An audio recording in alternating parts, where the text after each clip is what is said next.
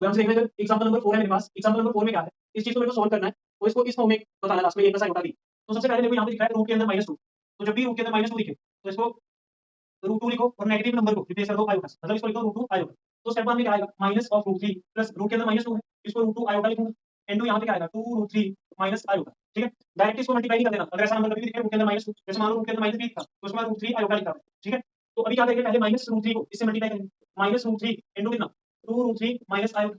फिर -√3 को इन दोनों से मल्टीप्लाई कर दिया। अब नेक्स्ट है प्लस √2 आयोटा, इसको मल्टीप्लाई करेंगे 2 √3 माइनस आयोटा से। अब जब -√3 को मल्टीप्लाई करेंगे 2 √3 से, तो क्या आएगा? √3 से मल्टीप्लाई जब होगा, √3 का स्क्वायर बनेगा, स्क्वायर रूट कैंसिल होके 3 आएगा। तो ये नेगेटिव नंबर है, तो मतलब -2 मल्टीप्लाई √3 इंटू √3, √3 का स्क्वायर रूट कैंसिल 3, तो -2 इंटू 3 -6। इन दोनों को आपस में मल्टीप्लाई करके -6 आया। फिर इसको इससे मल्टीप्लाई करो, माइनस और माइनस प्लस √3 इंटू आयोटा, √3 को जब आयोटा से करोगे मल्टीप्लाई, √3 आयोटा आएगा।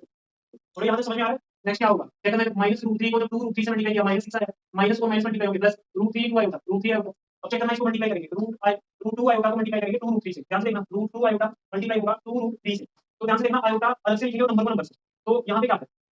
2 √3 मल्टीप्लाई √2 और आयोटा अलग रहेगा। 2 ऐसे ही रहेगा, अब इन दोनों पे रूट है, रूट एक ही लिखना है और 2 इंटू 3 कितना रहेगा? 6, मतलब 2 √6 और साथ में आयोटा। इसको जब मल्टीप्लाई करोगे आएगा 2 √6 आयोटा, पॉजिटिव नंबर 2 √6 आयोटा। फिर इसको करो से मल्टीप्लाई, प्लस माइनस क्या? माइनस। अब √2 आयोटा को आयोटा से मल्टीप्लाई करना, √2 आयोटा को आयोटा से मल्टीप्लाई करना। अब √2 ऐसे रहेगा, iota into iota, iota square. ठीक है? यहाँ पे आएगा √2 और साथ में आयोटा स्क्वायर। अब इधर चेक करना, ये -6 प्लस √3 आयोटा, तो यहाँ पे प्लस 2 √6 आयोटा और ये बचा -√2 आयोटा स्क्वायर कितना होता है? -1। ठीक है? तो पहले है -6 प्लस √3 आयोटा प्लस 2 √6 आयोटा और ये माइनस और माइनस कितना होगा? प्लस √2 इंटू 1 कितना? रूट। मेरे को इस तरह से इसको अरेंज करना है a प्लस आयोटा b, मतलब जो रियल पार्ट जिसके साथ आयोटा लिखो उसको अलग से लिखो, फिर आयोटा वाला पार्ट लास्ट में लिखो। जैसे ये √2 पॉजिटिव है, इसको पहले लिखा √2, फिर ये -6 प्लस इन दोनों में से देखो आयोटा को कॉमन ले लो। ठीक है? जैसे ही आयोटा को कॉमन होगा, यहाँ पे बचेगा √3 प्लस ये बचेगा 2 √6। ठीक है? तो अगर आप ध्यान से देखो, इन दोनों से आयोटा जैसे कॉमन लिया, यहाँ पे बचा √3 प्लस 2 √6 और आयोटा दोनों से बाहर कॉमन आ गया। नहीं पता चला आयोटा को √3 से मल्टीप्लाई करोगे √3 आयोटा प्लस सीधा प्लस 2 √6 को आयोटा से मल्टीप्लाई करोगे, यही आएगा। तो ये देख लो, ये आ गया रियल पार्ट प्लस आयोटा, ये आ गया इमेजिनरी पार्ट। यहाँ पे भी छोड़ सकते हो। उसके बाद हम लोग लिख सकते हैं which is in the form of a plus iota b। a की वैल्यू पूछे √2 -6 और b की वैल्यू पूछे √3 प्लस 2 √6। अब देखो, इसको जो एनसीईआरटी ने लिखा है वो भी बता दो। देखो जैसे √3 प्लस 2 √6 है। अब जो √6 होता है ना, √6 होता है 3 इंटू √6 होता है रूट के अंदर। अब दोनों को रूट को सेपरेट कर दो, √3 मल्टीप्लाई √2। अब ये आ गया √3 प्लस 2, √6 की जगह आ सकता है √3 इंटू √2। अब √3 प्लस से पहले क्या है बाद में, तो √3 को मैं अगर कॉमन ले लूं तो बचेगा 1 प्लस 2, √3 कॉमन चला गया, बचा √2।